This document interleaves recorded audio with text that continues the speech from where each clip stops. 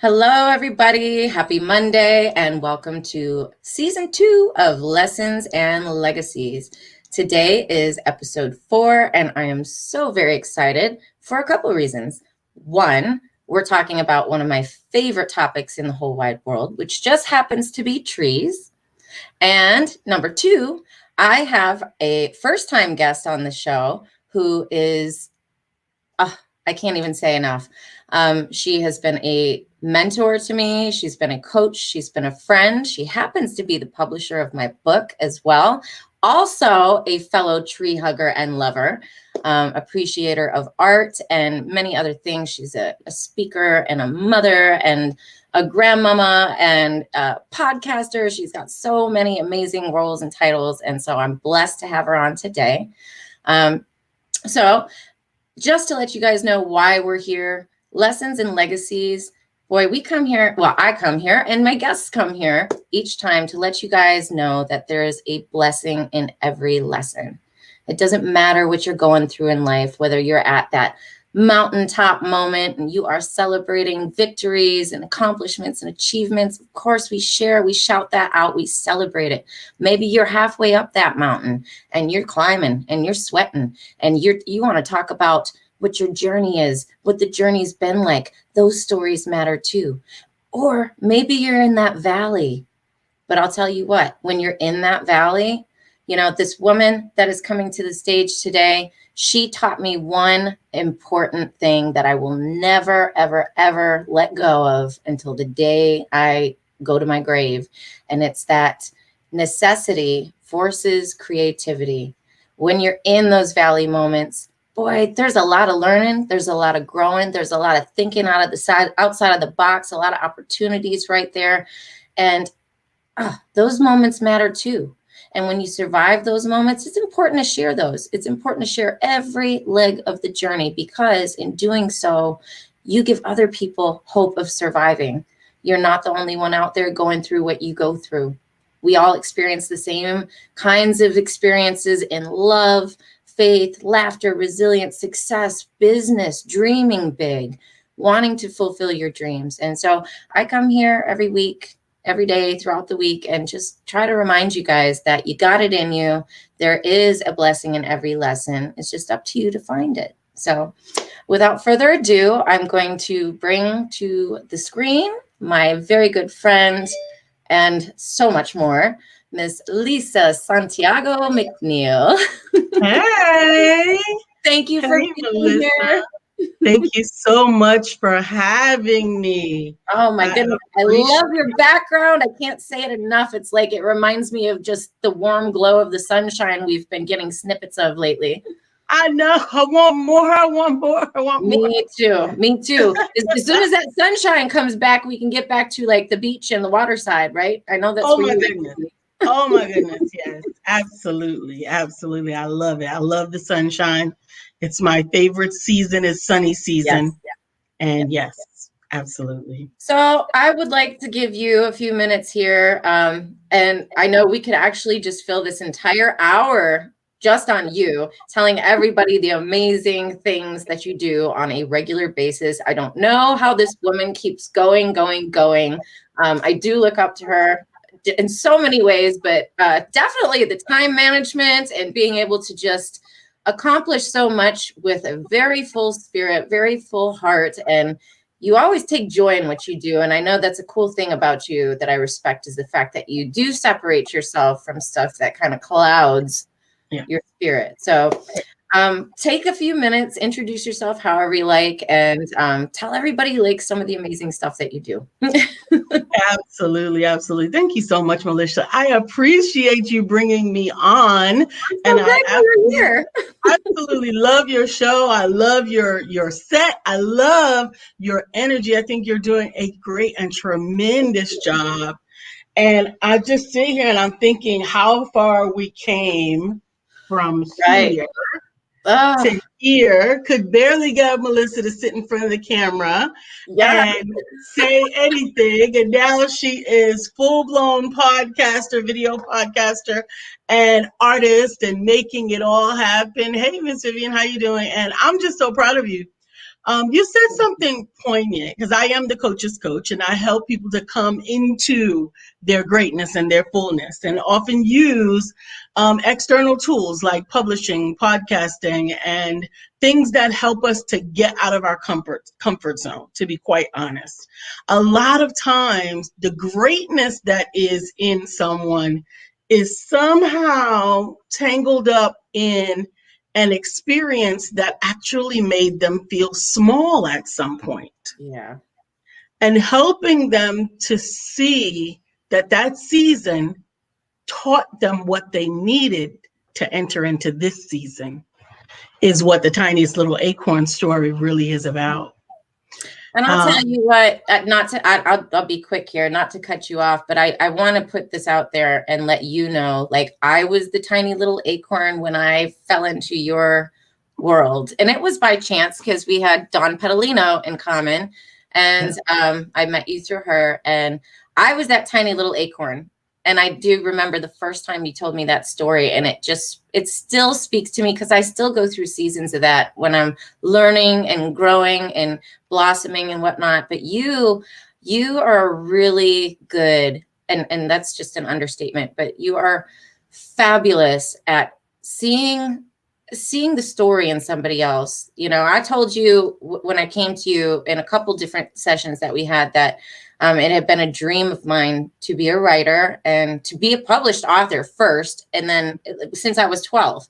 And then when I got to end of my high school days and was getting ready to go off into the big world, I was telling my dad, I want to be a writer. I'm going to be the next Stephen King, but poetically, and do this and do that. And Dad said, you're never going to make any money. You're not going to do that.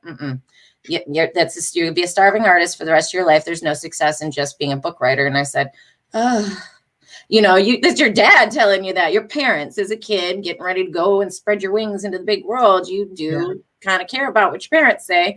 Absolutely.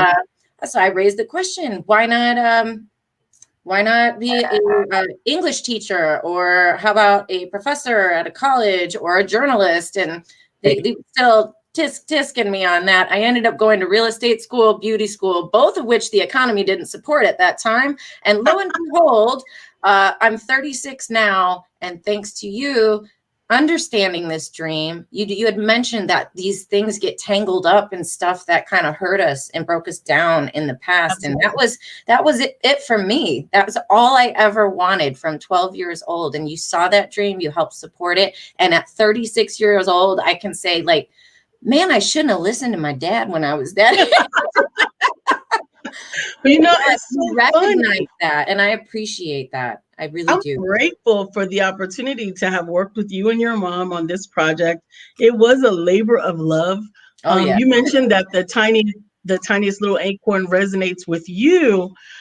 And to be quite honest, I think there's a tiny acorn in all of us, because I was definitely the tiniest little acorn. That's why I wrote the book. I needed to share what I had learned from. Absolutely. That's it. That's the book. My very first children's book was The Tiniest Little Acorn.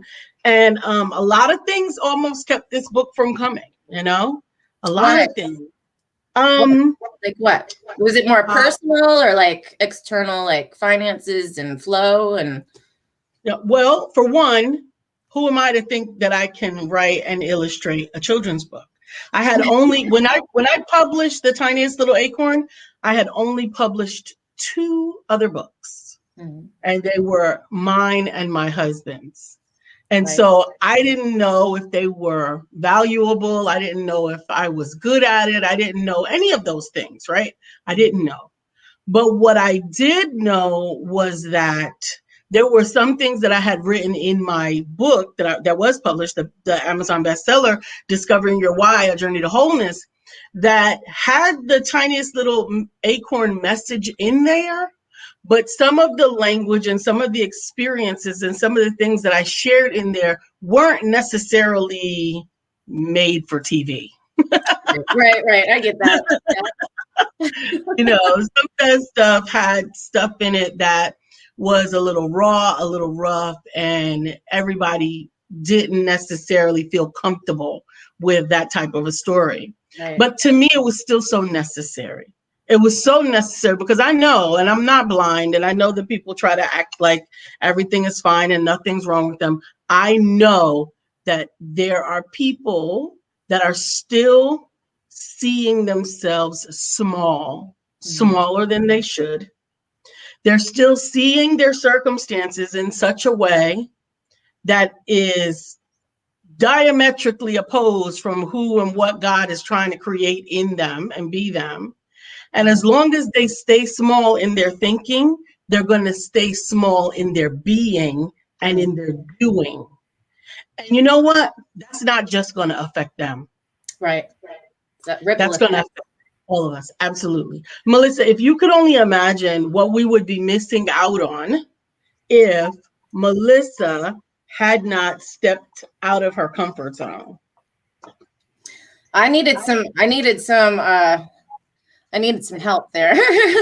Fear keeps us all stuck sometimes, and I appreciate that. I needed to be, I come from a place where it was my dad, who I was living with at that point, was like, there is no future for you in art and writing kind of thing. And I don't know, when you hear that at such an age, when you're a teenager getting ready to grow into the adult world and go out on your own. And I did. As soon as I was out of high school, I was like, out, was working like 4 jobs and had my own apartment and all that stuff. And, but I still carried that with me. It was like, if your parents don't think you can do it, and they know me, they birthed me, they watched me grow. It's like, if they don't believe that I can do it, it took a long time. It took a long time.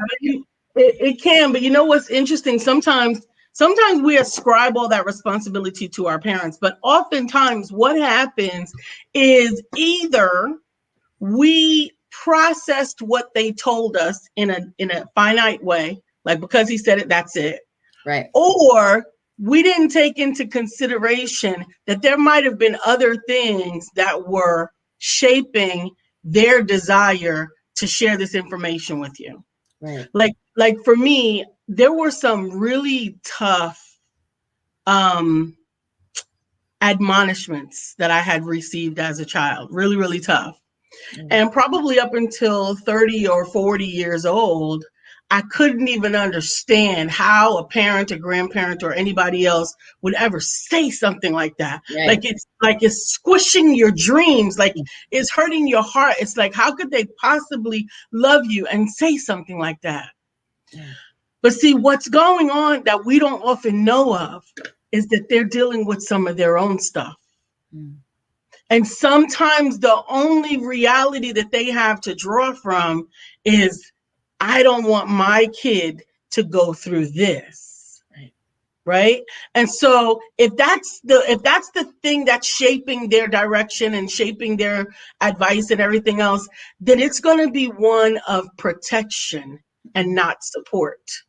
Right. It's going to be one of bias and not enthusiastic. Go be amazing. Go try some stuff. Go. Right. They didn't have that liberty because they knew what pain they were dealing with.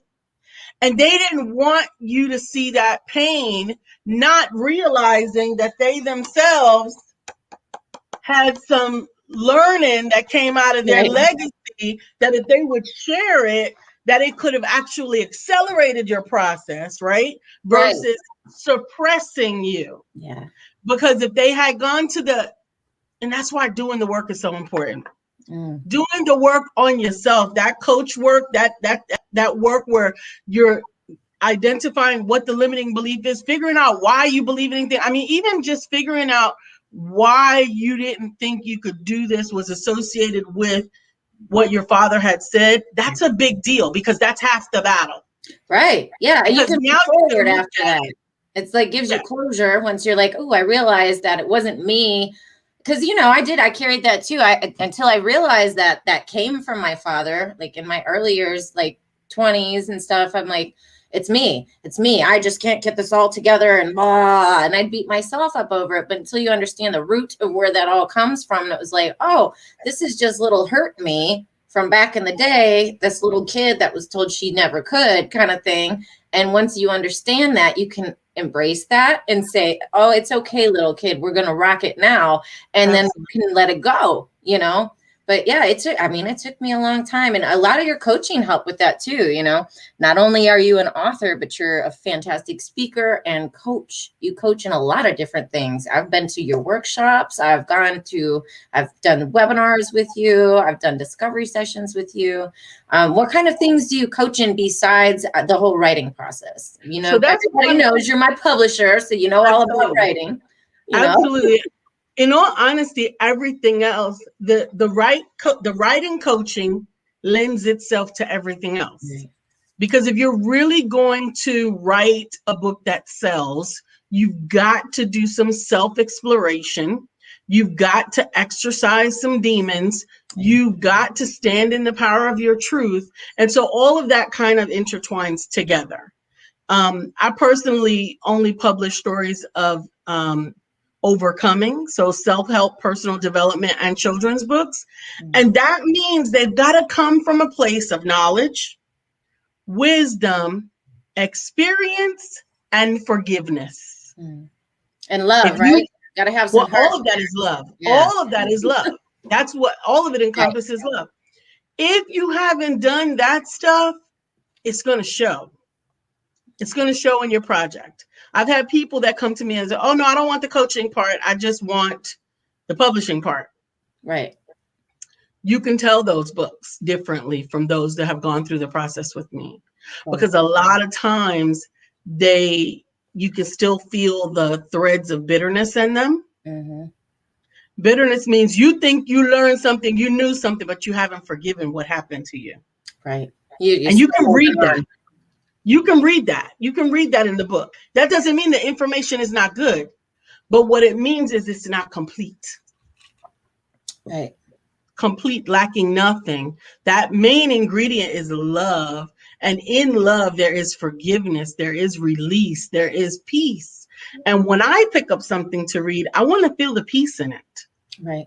I want to extract the wisdom from it. I want to embrace the love in it. I want my growth to be predicated on what growth someone else has processed and is now sharing me. And so that was the process with The Tiniest Little Acorn as well. It was about turning the story, Discovering Your Why, A Journey to Wholeness, which was 20 years life experiences, right? And some not so pretty, but into a communicable, anecdotal, moral of the story type book that you can read to your child and still get an aha moment for yourself. Right. I do. Yeah. I love it. Even after like the third and fourth and fifth time. I love it. I swear there's just days that I need it. Almost like, I'm a big affirmation card girl. I love pulling the affirmations. Sometimes you just need a word. Sometimes I just need the words in this book. I need this book as a reminder. When I feel like I can't do it or I'm in that dark season, that which is all in this book, that season of like stillness and darkness, and you're kind of hibernating there, waiting. What's about to happen? Like, when is it happening? Is it going to happen? Did I do something wrong? Like that kind of season. This book is the light that comes out of it. So if you don't mind, I'd love for you to read it.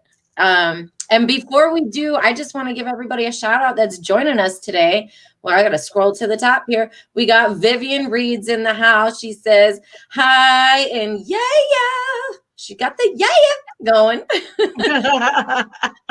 Brittany Thomas is in the house. Love you, sis. Been watching you. I've been following your prayer rooms on the Brittany is blooming too. I've been taking my baths in the evening lately, which I haven't started taking baths again until this year. Otherwise, it was like way back in my Michigan days. I realized, wow, this buys me a little bit more time than a shower and nobody will bother me. So I get to have 15 minutes, 20 minutes to myself. And I've been listening to Brittany's prayer rooms and stuff that she's been doing on the Clubhouse and receiving cool. from that a lot. So keep it up. I appreciate it. She's saying, hey, Lisa. Lisa's getting shout outs from Brittany and from Vivian. And Vivian says, Lisa is my Shiro. She gets her energy from our creator. Amen to that. Amen. Amen Amen to to that. that. And she can do anything. And so so can you. See?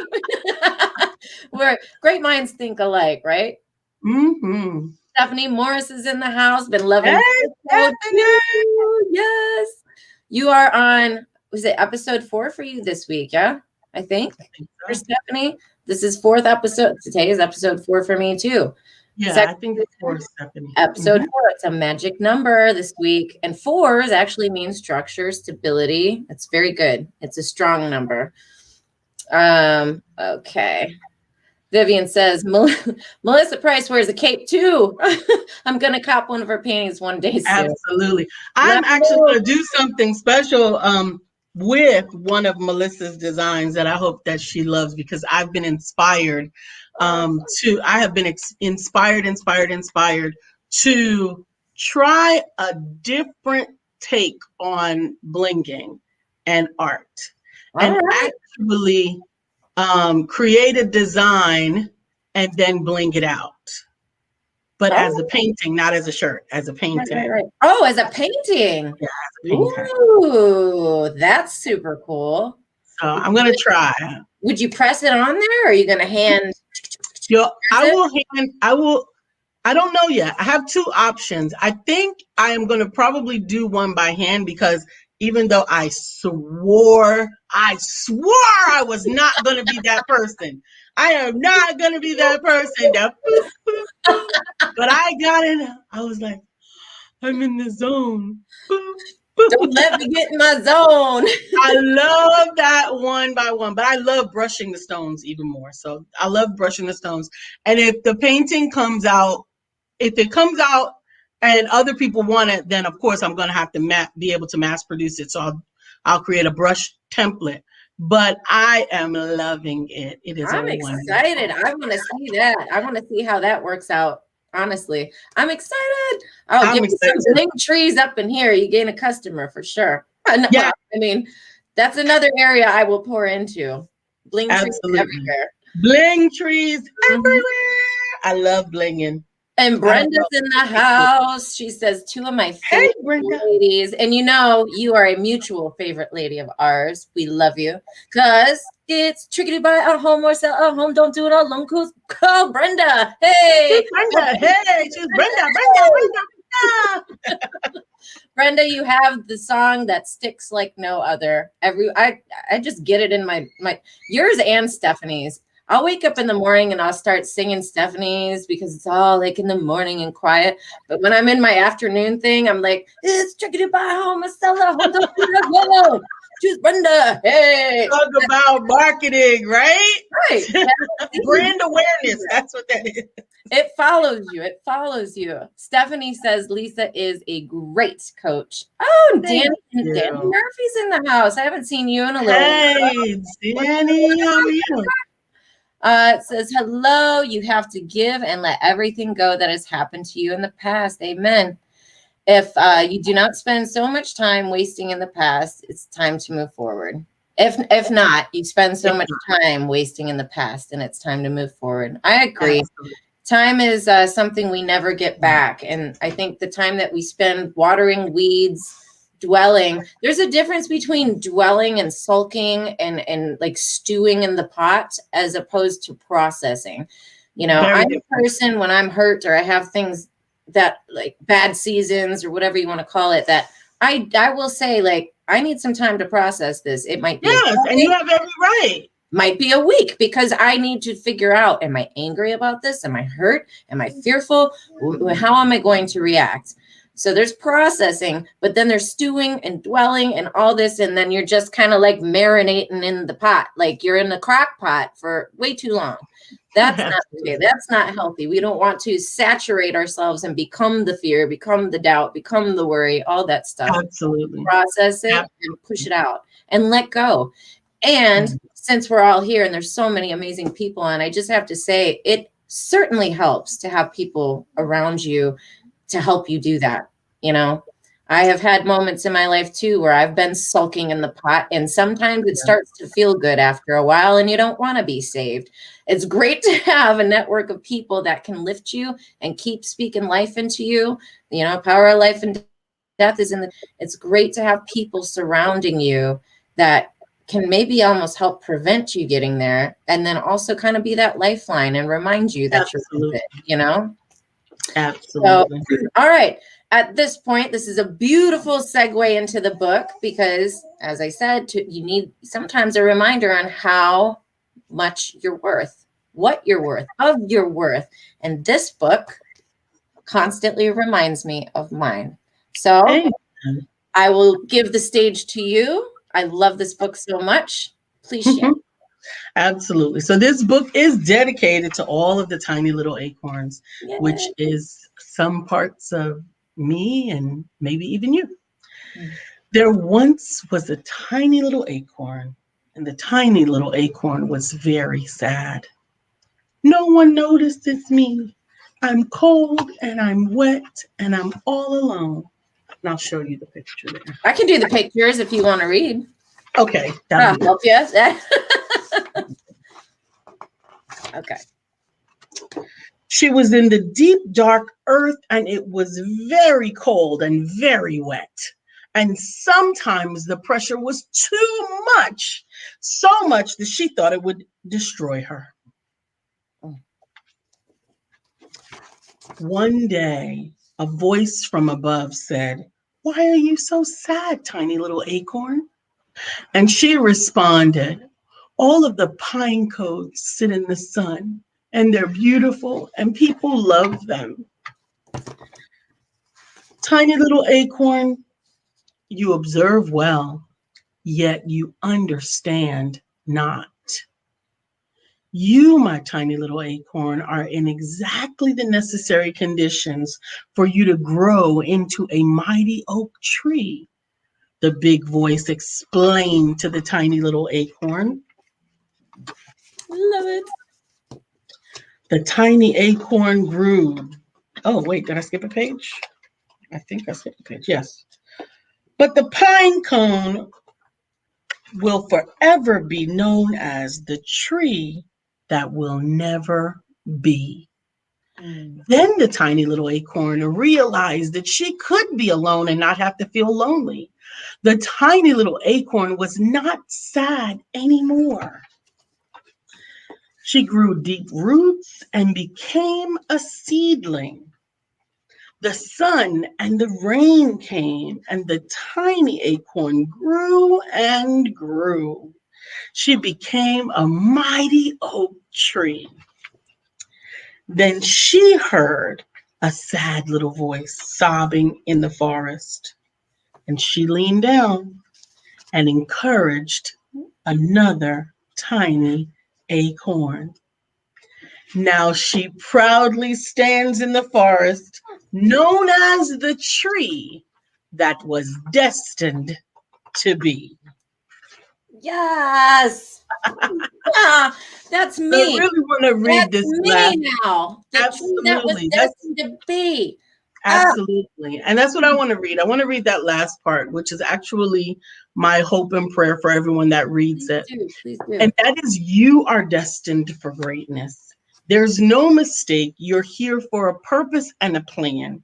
Receive the rain and the sunshine, knowing that it takes both to become whom you are destined to be.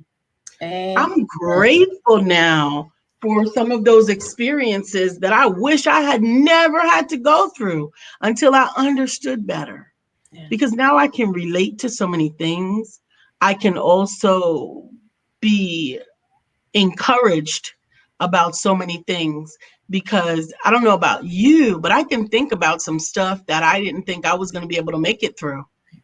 Oh, and yeah, definitely. Now it's rearview mirror, you know? And so that means that I gained from it, I grew from it, I got stronger from it, and it didn't kill me.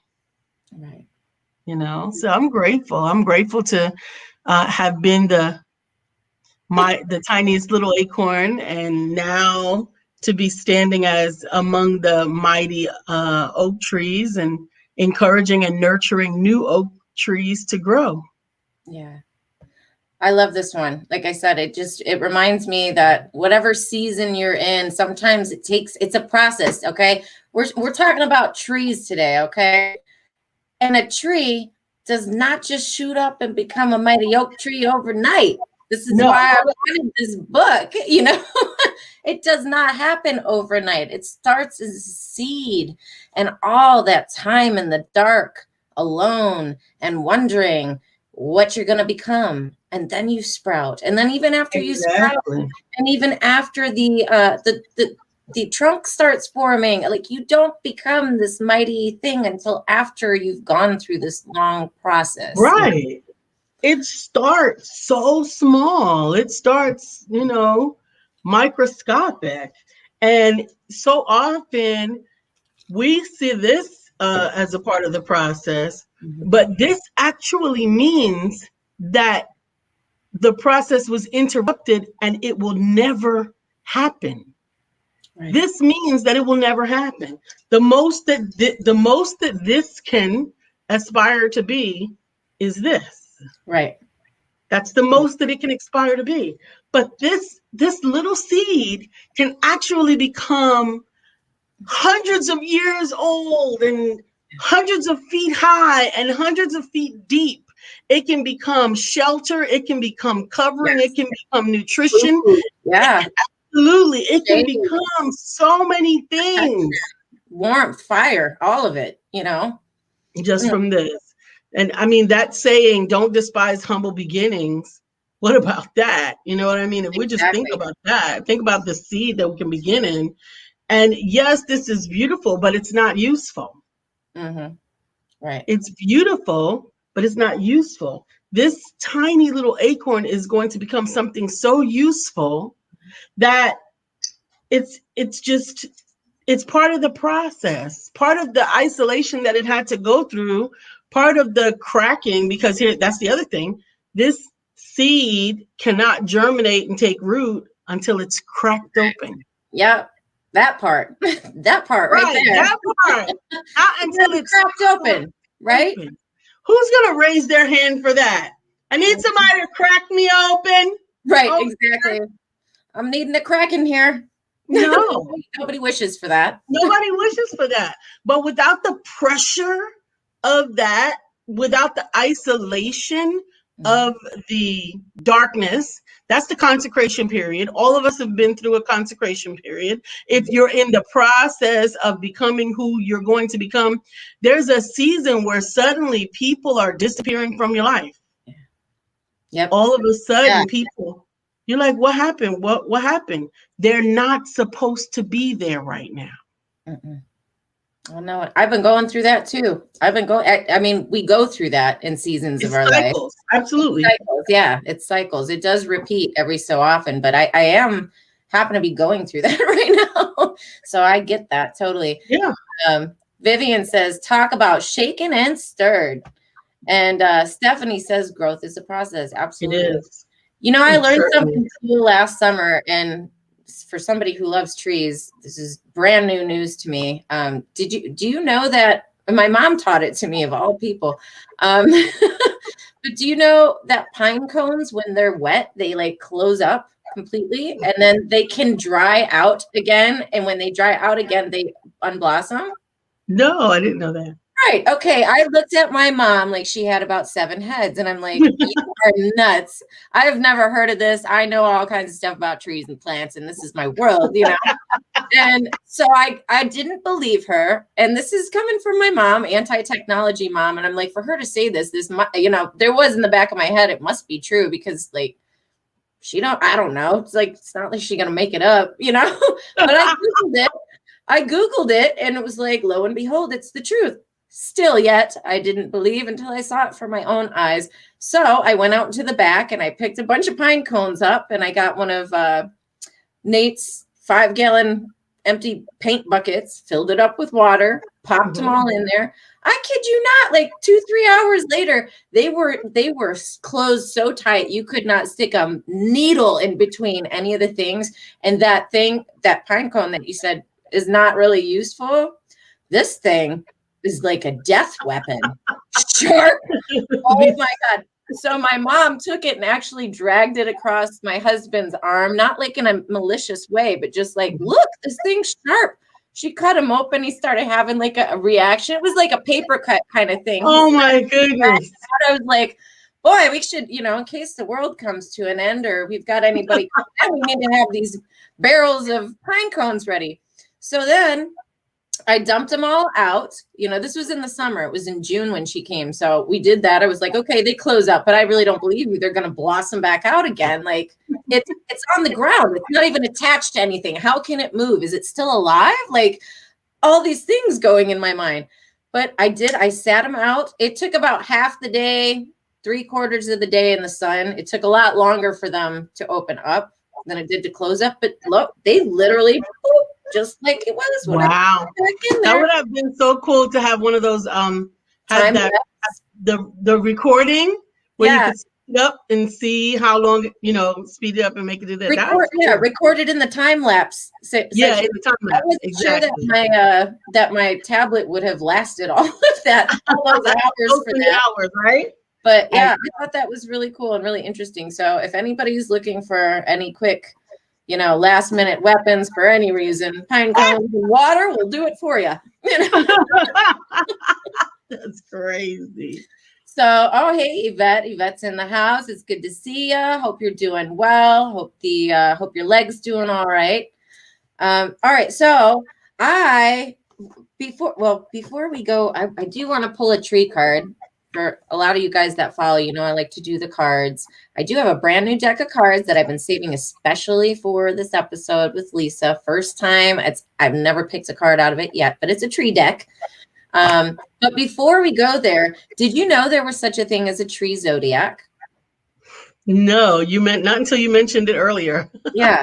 So it's mostly in the Irish Celtic line of things. And I had done an episode last month on what kind of tree are you?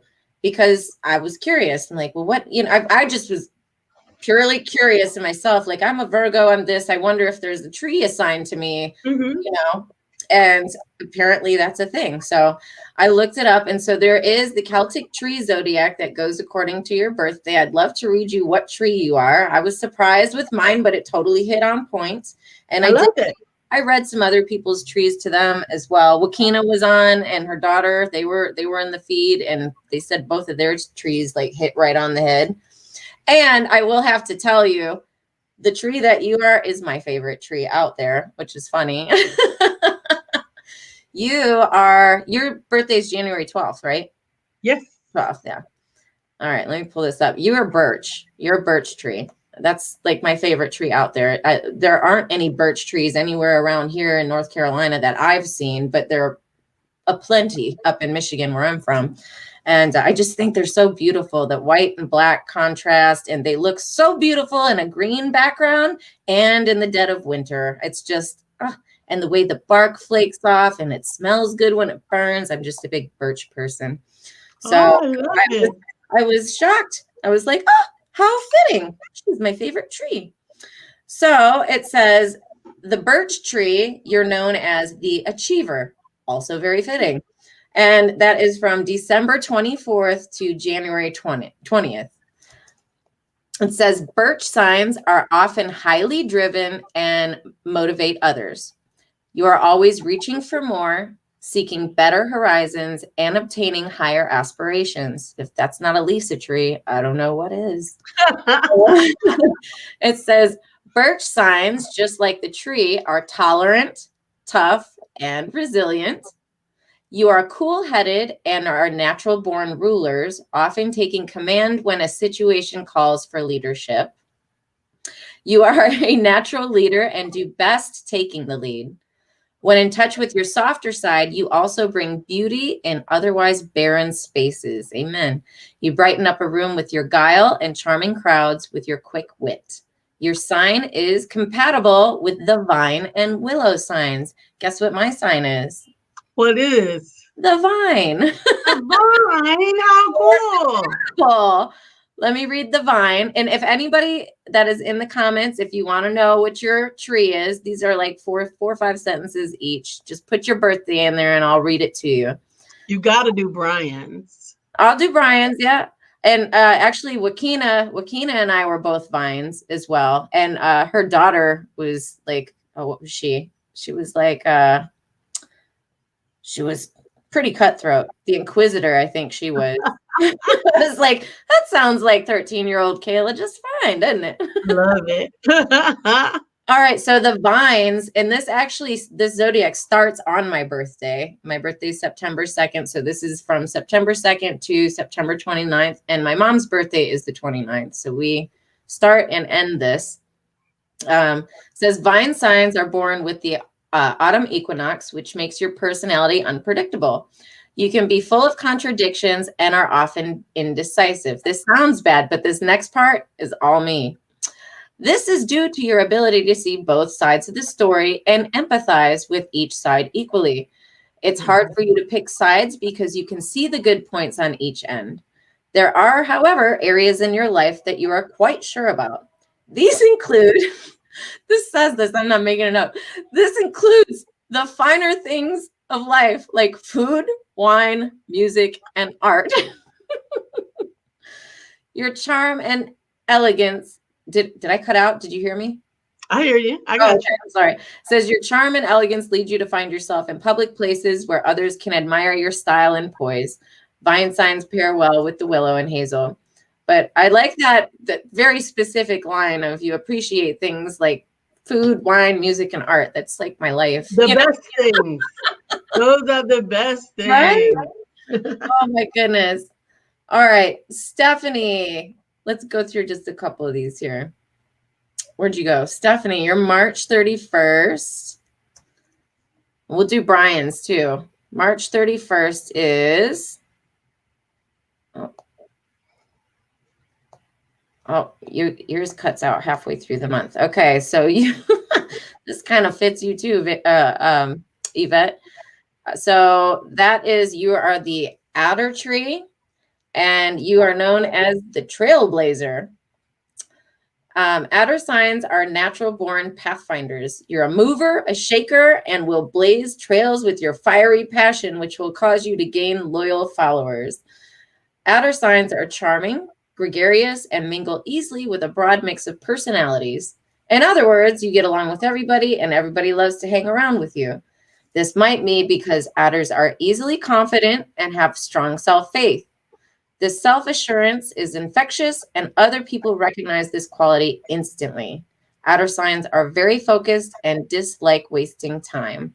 They are motivated by action and results, and you pair well with hawthorn, oak, and even birch signs. So you and Lisa got some compatibility in there. All right, I like it.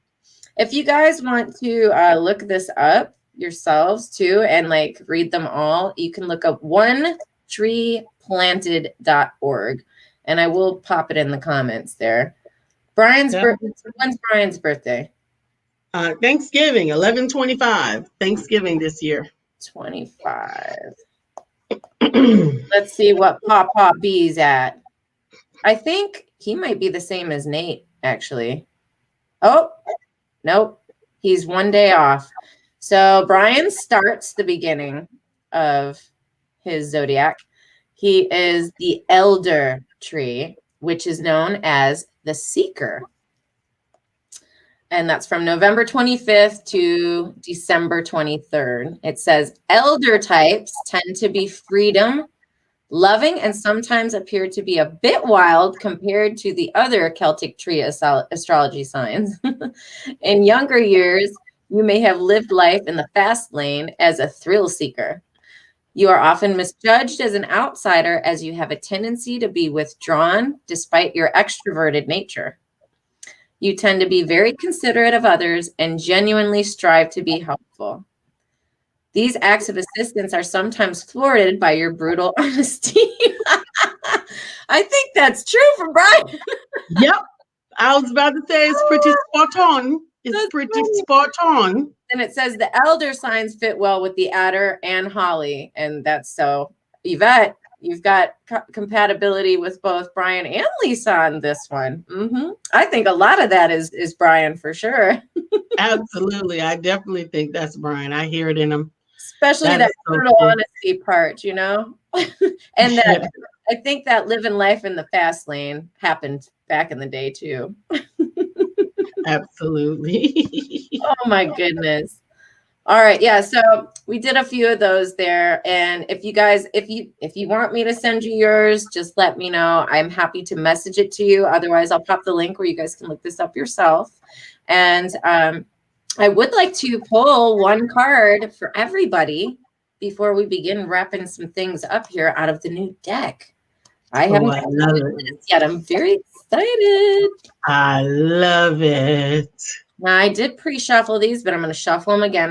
Because they were new. They're always organized by like color and in category, but they are not now. They are mixed. So I am going to mix them up, and this is going to be a tree message for all of us, everybody watching. And then we'll do some final words and wrap it up. And I love it. Guys, enjoy the rest of your Monday, Magic Monday. Magic Monday. Bum, bum, bum, bum, bum, bum. It's like an oldie song. Monday, Monday. That's right. All right. This is for everybody watching. And thank you guys so much, everybody, for tuning in and having some fun.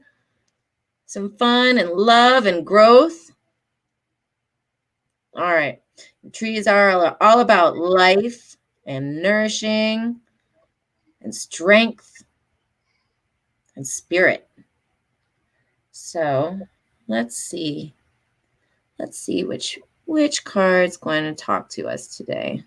This one's just got its hand raised. I'm going to go with that one. He's just like all loud and proud with his big old top orange leaves fully out. And I said, nope, that's the one. That's going to be the one. All right. What do we get here? Oh, wow. What a perfect symbol in there. Got the white mulberry. I love this. It's balance, y'all. Yin and yang. What an awesome symbol to have in there. 2 is my favorite number in the whole wide world.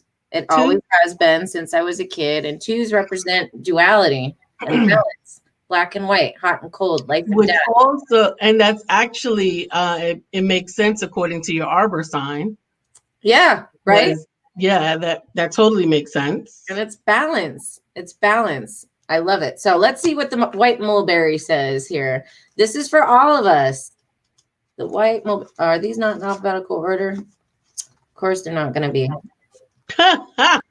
Should have looked into this first. Wait, what color is this card? All right, we got to go to the green section. They're in alphabetical order according to the section that they're in. Okay, so it says this leaf. This is a leaf card, which means wisdom. So this overall card has a air of wisdom to it. And it says, it means the white mulberry specifically means harmony. So the white mulberry speaks, says, I will send you spiritual and emotional nourishment. This will guide you into creating a stronger and more harmonious connection with others and enrich your understanding of their motive as well as your own. Harmonious connections with other, spiritual and emotional nourishment. I love that. It says some Chinese traditions believe that the mulberry is the world tree or the tree of renewal. This unites the dead who dwell in the 9 sources, if you follow that line, with the 9 heavens. The tree, therefore, represents the Tao, or the fundamental nature of the universe. A sacred grove of mulberry trees was always planted outside China's ancient royal capital cities. The white mulberry is used extensively in traditional Chinese medicine to cleanse the liver, to send qi or energy flowing smoothly through meridians. Native to Western Asia, fast-growing, short-lived. I like that, though. So spiritual and emotional nourishment is what this tree brings to us. Also, the guide to creating a stronger and more harmonious connection with others. So unity, harmony and unity, spiritual and emotional nourishment, and also the understanding of your motives and others. will help enrich your understanding of others, which I think binds in with unity. It's not just being in a place with other people, but that you are connecting and understanding and bonding with other people in your own beliefs and in theirs, So this is a really cool tree. This is a cool card. So balance and harmony. I love that. Embrace your white mulberries, y'all. So what do trees, before we wrap it up here, just personally to you, what do trees mean to you? Like in Lisa's world, what do trees make you feel? What do they mean for you? So they mean growth, development, and possibilities. I love the possibility. They also mean don't ever underestimate. Right. Their plants and trees both are some of my favorite things to research. And one of the plants that I did a sermon on many years ago was the agave tequiliarama. Gotta love that agave tequiliarama. That particular plant is a succulent and it's a shrub. It's a shrub. And so for much of its life, that's as big as it's going to get. But somewhere between 50 and 100 years, it can have a growth spurt. And the one that I researched had actually grown 80 feet overnight. What?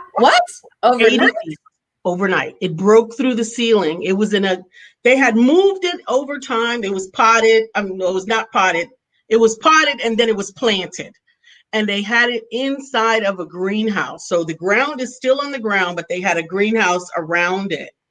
And when the horticulturist came out to tend to the plants in there was a hole in the ceiling where one of the shoots had shot up and broken through in overnight. Now, what that meant to me, crazy.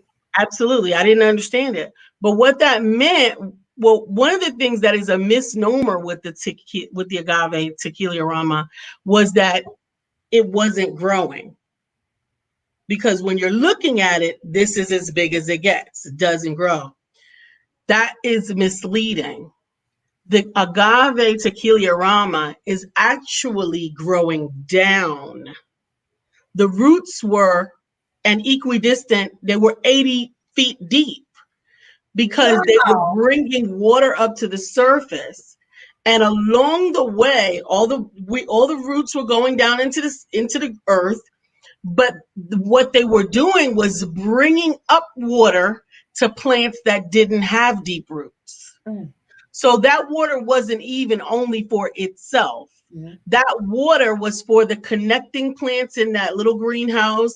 They were feasting off of it. They were connecting to it underground. And then it was shooting up to gain its height. So often we misinterpret the value and the benefit of someone or something because of what we see. That's all that you see. Absolutely. But the truth of the matter is, you don't know what's going on underneath. You don't know what the purpose is. You don't know what or how deep it goes. Right? That part. That just blew my mind that it grows as deep as it is. And the fact that much overnight, like overnight. What? Overnight. Well, like get up in the middle of the night to go to the bathroom and see this happening, like Jack in the Beanstalk. You can't shoot up 80 feet overnight and it can't just happen in 1 second. It's not like it.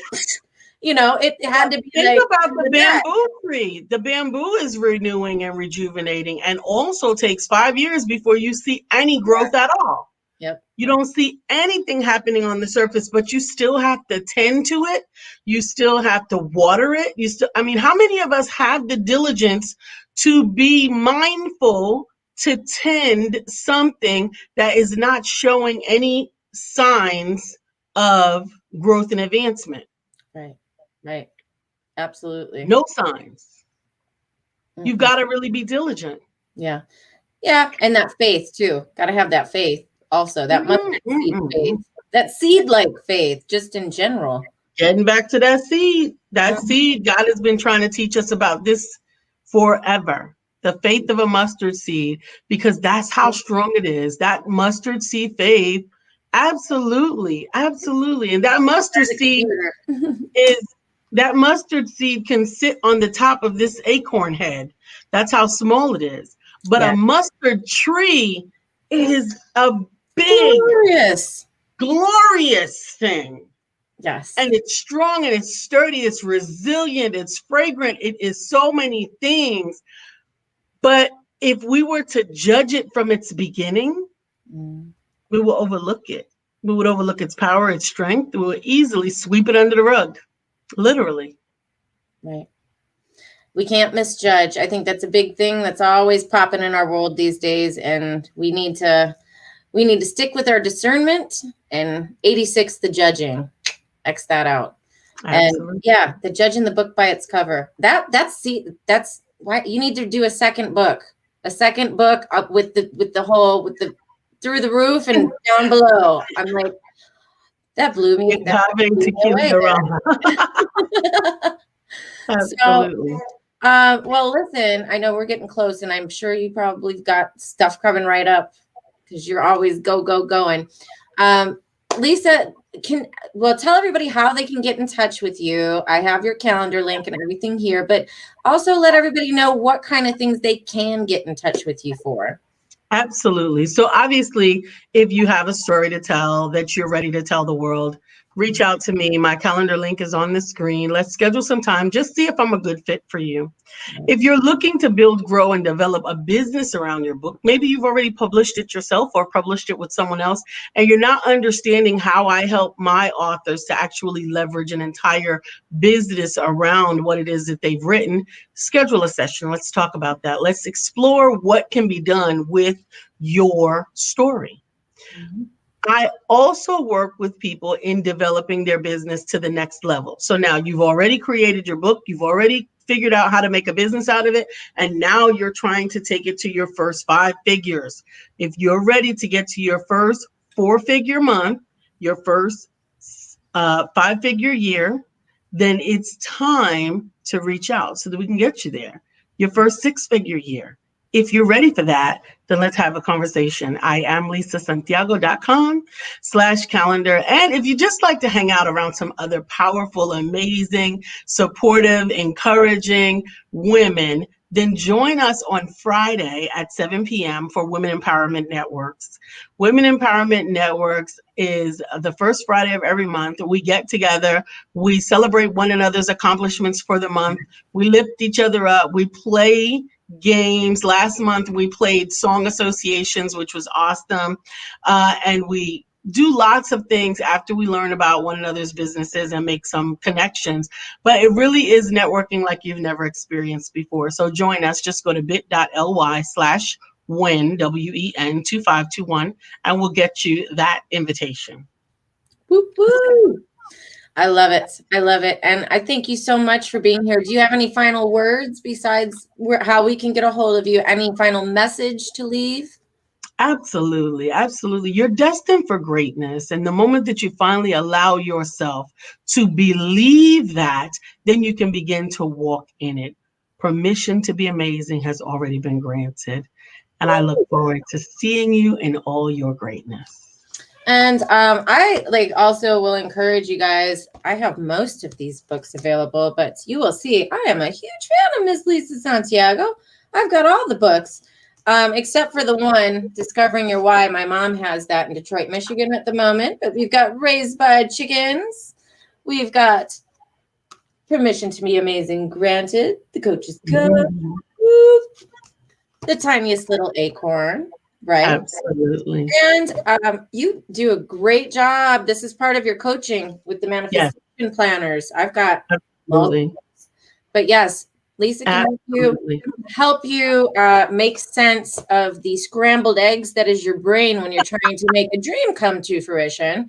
Say, I got all these ideas. I want to do this. I want to do this. I want to do that. She got a great process to kind of help you hone in and narrow it down and get yourself actually following a plan and moving to your dreams. So absolutely. book a meeting with her. She's a wonderful, amazing person to talk with, and she's been a great friend, amazing coach. And I thank you so much for helping me with my book, this amazing project. It was so crazy too because it happened. It dropped right when COVID started. So we got to do the whole coronavirus jam with this book. Now I think we all kind of figured out we can make book publishing. We can rock this through pandemic, right? We can do this kind of thing. We can do all things. All through things. Christ who strengthens us. And I've got to say thank you so much for everybody that's popped in today. We really appreciate you joining in, for listening, for your feedback. I love when you guys engage more than anything because I come here for you. I come here for you. And I always tell you, it's always for me too. I always feel so full and so full of joy and life and healed and happy. Sometimes I come to you guys with tears. Sometimes I'm giggles and sometimes it's a lesson, you know. Today is a reminder that you guys are strong. And, you know, if you want to be that mighty oak tree, you start as a seed. There's a process. There's a process of growth, you know. And know that there is a blessing in every lesson always. If anybody watching is interested in being part of Lessons and Legacies, I would love to have you as a guest on my show. You can either email me at lessonsandlegacies. You can email me at lessonsandlegacies@gmail.com, or feel free to private message me, either Melissa Price or Lessons and Legacies on Facebook. Would love to hear from you. I will drop my calendar link in the comments below, so you can just click and go, schedule yourself a slot, and we'd love to connect. And always, if you're interested in getting your own copy of the book, please visit lessonsandlegacies.company.site. I will pop that in there as well. And we appreciate you guys as always. Remember, there's a blessing in every lesson. Your story matters. And we will see you guys on Wednesday at 10 a.m. for part 2 of our Provision series with myself and Gideon Desmond, all the way from Nigeria. And then wrap it up on Friday. So you guys be blessed. Have a great rest of your Monday and a wonderful Tuesday. See you Wednesday. Awesome. Bye.